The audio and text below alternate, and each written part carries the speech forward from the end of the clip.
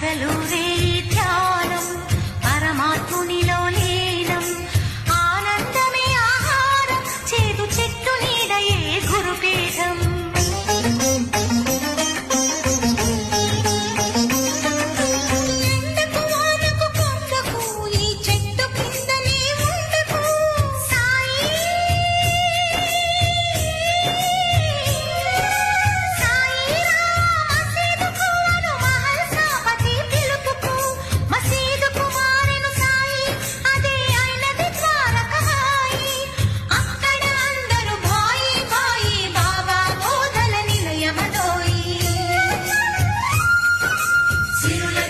సుఖ శాంతులు కూర్చును షిరిడి